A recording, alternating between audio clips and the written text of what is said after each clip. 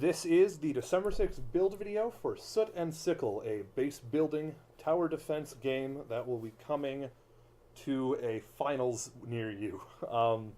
What we see here is the very beginning of the mechanics of this game, with the framework required to start building turrets and enemies.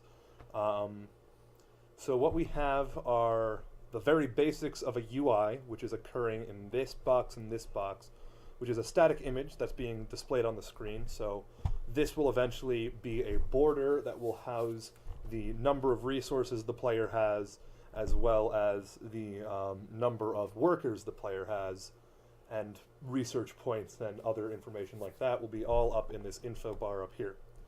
Down here is where the player will select which turret they're currently building.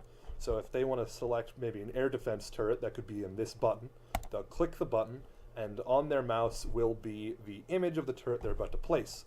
They can then click on the screen to place the turret.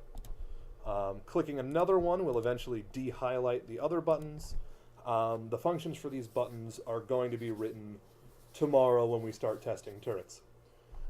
We currently have one major base built, of course with temporary imagery, and the concept that an actor could have a health bar.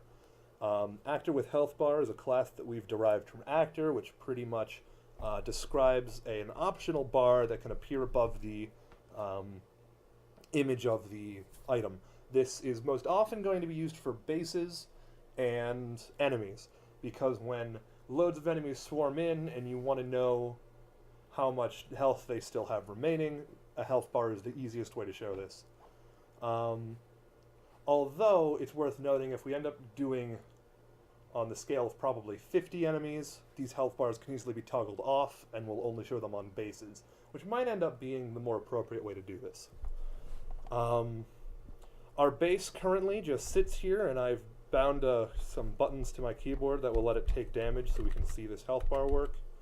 I healed it as well, just so we could test both features. And we see the beginnings of our smoke effect. Now, right now, I'm using only square particles, and the particles are rather large. I actually kind of like the effect of the particles blending together in the bottom and scattering to be kind of chunky at the end. And that might end up being a bit of a style we end up going for. It might be actually worth re-looking at the way we've designed buttons and the way we've designed bases to kind of fit for this theme that we're only kind of starting to discover as we're doing the particle system as we are. Other than that, we're using a lot of code ripped off from freeze frame, so that's where we're getting our scrolling. And we've considered zooming, although I haven't found a good description of how to do zoom transforms on the whole game, which is, I believe, the way I've seen it done online. Tomorrow, we will be adding turrets and enemies, and hopefully the very, very beginnings of an economy. So it's exciting to see these things go through, and hopefully we'll have a really good senior final project. Okay, that's build video for December 6th.